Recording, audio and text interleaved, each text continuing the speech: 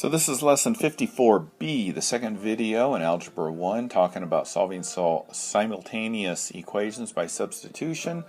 We're ready for example 54.3, and that is 3x plus 2y equals 3. And the second equation is x equals 3y minus 10. Alright, very important to have the brace on there. Alright, so this says that whenever we see an x, we can put a 3y minus 10 in its place. So I'm going to take the top equation, and there's an x there right next to that first 3. And my 2y equals 3. I'm going to distribute and get 9y. Distribute here. I'm going to combine my 9y and my 2y. It says to add them.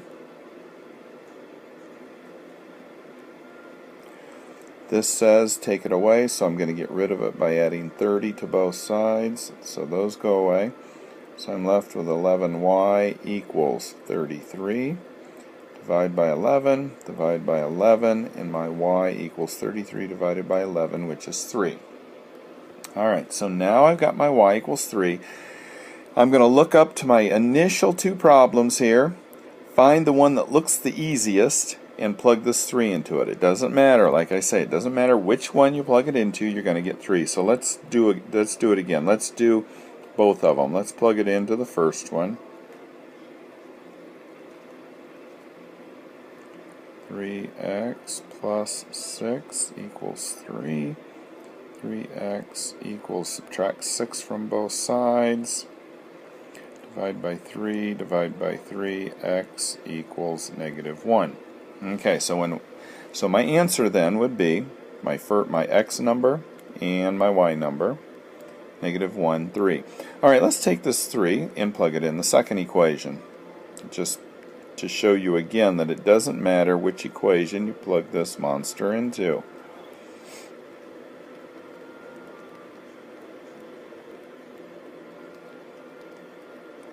So again, negative 1. It works. Either equation, it doesn't matter. You just look for the easiest equation because then you're going to make the fewer mistakes. So if you want to do it twice just because you're bored and there's really nothing else to do in life and it's cold and wintry, then go ahead and do that, but it's not really necessary. Alright, let's look at 54.4. Got a negative x minus 2y equals 4. And I have equals 3x plus 8. Actually, it's negative 3x. Doesn't look like a negative very well. Little parenthesis there, or brace, or ugly squiggly thing, just because they're fun to make. Okay, so now, whenever I see a y in the first equation, I put this in its place, so that I only have one variable.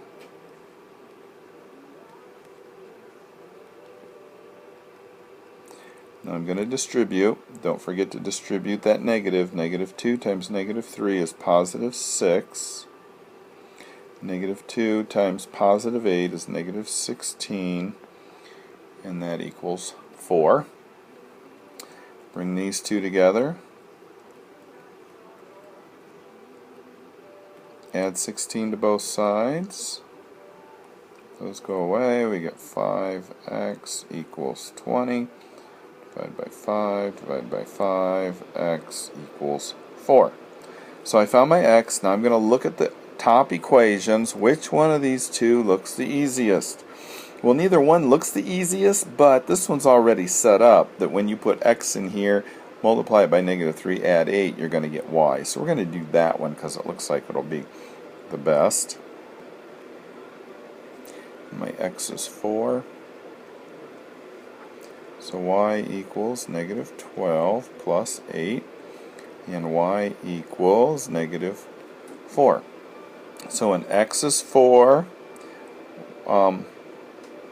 y is negative 4. So you're not going to write it that way, you're going to write it like this, 4, comma, negative 4. That's the answer in the format that I want you to do it in.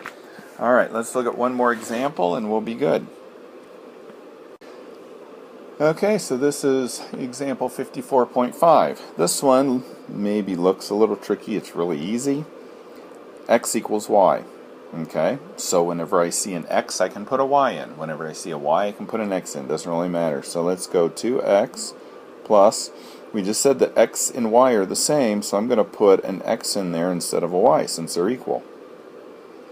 So I get 5x equals 5, divide by 5, divide by 5, x equals 1. Okay? Let's write this the other way. So I took, and whenever I saw a y, I put an x in. Let's do the opposite. Let's put a y in.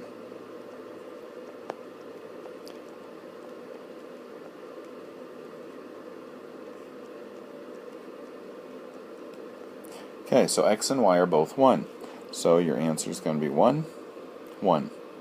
And you're done. So that's it for lesson 54. It took 2 videos to get through, but I just wanted to go through 5 examples with you, which should be plenty for you to be able to do the homework. Again, look at the examples. Take good notes, write things out. Don't just stick numbers down there. Write how you got from one place to the other so you know what's going on, so when you're referring back to these for a test, you can be like, oh yeah, I know why I did that, because I wrote these notes out in such a way that I know what I did. So anyway, lesson 54, that's it.